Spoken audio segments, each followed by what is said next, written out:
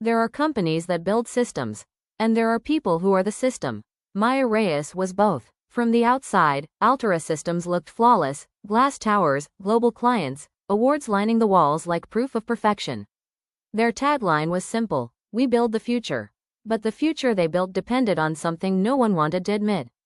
It depended on Maya. She wasn't the loudest in meetings. She didn't interrupt, didn't posture, didn't play politics. While others fought for visibility, Maya built infrastructure that made everything else possible. She designed failover systems before outages happened. She patched vulnerabilities before they were discovered. She rewrote inefficient code that no one else bothered to touch. She didn't chase recognition. She made sure things worked. Which is exactly why no one noticed how much she was doing. Her title read, Senior IT Specialist. It was a quiet insult.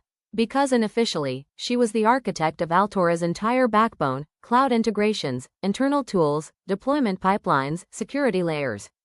She knew the system like muscle memory. She also knew its weaknesses. Her boss, Daniel Cross, knew it too. That was the problem. Daniel was careful. He never openly dismissed Maya. In fact, in meetings, he often nodded when she spoke, occasionally even praised her work, but always in a way that diluted it. Great team effort, good support from Maya, solid execution. Execution, never leadership, never ownership, never vision. Because Daniel had a belief he never wrote down but practiced daily: women could support systems, but they shouldn't lead them. So every time a leadership role opened, Maya was not quite ready. Every time a major project was presented, her work was filtered through someone else. Every time she carried a system through failure, someone else delivered the success. At first, Maya tried to outwork it. Then she tried to outthink it. Then, she stopped trying to fight it directly. Because she noticed something else. The team around her wasn't neutral. Some admired her, quietly, from a distance. Others resented her. She's too controlling, one coworker muttered once. She acts like she owns everything, another added. They didn't see the late nights, the invisible fixes, the silent interventions. They only saw the results. And the uncomfortable truth that she was better than them. Among them, only a few stood differently. Lena, who saw systems the way Maya did. Arjun, who valued logic over ego. And then, there was Marcus. Marcus was charming, helpful, supportive in a way that felt effortless. You should be leading this team, he told her once, casually, as if stating an obvious fact. Maya had smiled faintly. I don't decide that. Marcus leaned closer. Maybe you should. She didn't know then that Marcus wasn't just observing the system. He was learning it, and learning her. At home, everything was different. Raphael didn't care about titles. He cared about her. You're carrying something that doesn't belong to you, he told her one night. Maya closed her laptop slowly. It does if no one else will. Raphael shook his head gently. That's not leadership. She looked at him. What is it then? Sacrifice, he said, and sacrifice only works if someone values it. Maya didn't answer, because she already knew. At Altera, sacrifice was expected, not rewarded. The breaking point came like most things in corporate life. Quietly, in a meeting room, behind closed doors, Maya presented everything: metrics, improvements, risk mitigation strategies, future architecture plans. She didn't oversell. She didn't dramatize. She simply showed the truth. Daniel listened, then nodded. Strong work. Maya waited. But you need to stay within your role. There it was. Again. You're not being considered for promotion, he continued. We need leaders who can align, not overextend. Overextend. The word lingered. Maya felt something settle inside her.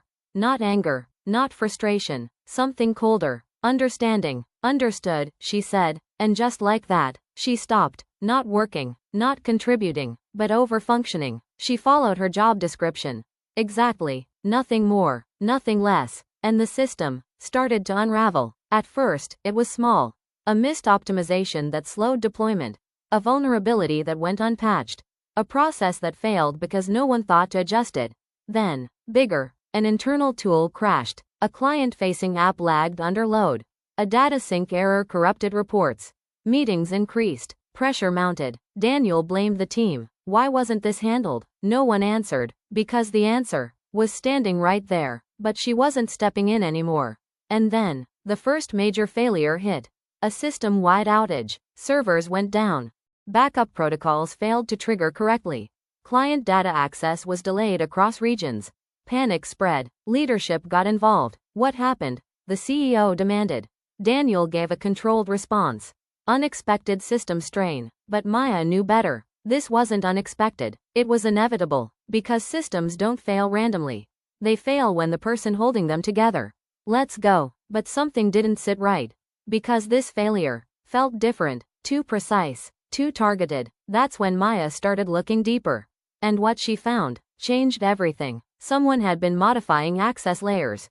Subtle changes, almost invisible. Permissions adjusted, logs altered, triggers delayed. Not enough to cause immediate suspicion, but enough to weaken the system over time. This wasn't negligence. It was sabotage. And the access trail led somewhere unexpected. Marcus. Maya stared at the screen, her pulse steady but her thoughts accelerating. No, it didn't make sense. Until it did. Marcus had always been close. Always asking the right questions. Always offering help. He wasn't supporting her. He was studying her. And when she stepped back, he stepped in. But not to fix. To take. Another company had been watching Altera. A competitor. And Marcus was their inside man. The plan was simple. Destabilize the system. Create failure. Then position himself as the solution. And Maya had unknowingly made it easier. By stepping back, she removed the one variable he couldn't control.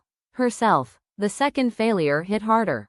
A security breach. Not catastrophic, but enough to trigger investigation. This time, the CEO didn't accept vague answers.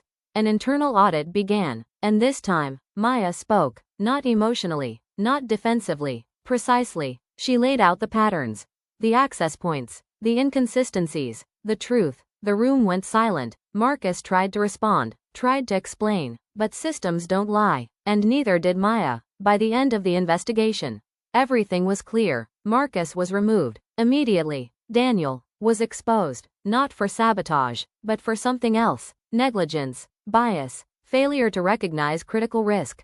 Failure to recognize her. He was terminated. The company stabilized. But not because of leadership.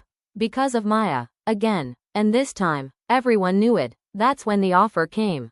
A rival company. Higher pay. Executive role. Full control. Everything she had been denied. Offered without hesitation. The CEO called her in. We want to fix this, she said. Maya didn't respond immediately. Because this wasn't just about fixing systems. It was about fixing trust. We'll match it, the CEO continued. More than match it. Maya leaned back. And what changes? She asked. The answer came carefully. You lead, not support, not assist. Lead. That night, she sat with Raphael. They only saw me when everything broke, she said. Raphael nodded. And now? Maya looked at her hands. They see me clearly. A pause. But I don't know if I want to stay. Raphael smiled slightly. Then don't choose based on them. He met her eyes. Choose based on you. The next morning, Maya made her decision. Not out of anger. Not out of revenge. But out of clarity. Because systems can be rebuilt. But respect has to be earned. And this time, she wasn't going to wait for it. Maya didn't just fix the system. She exposed who was breaking it.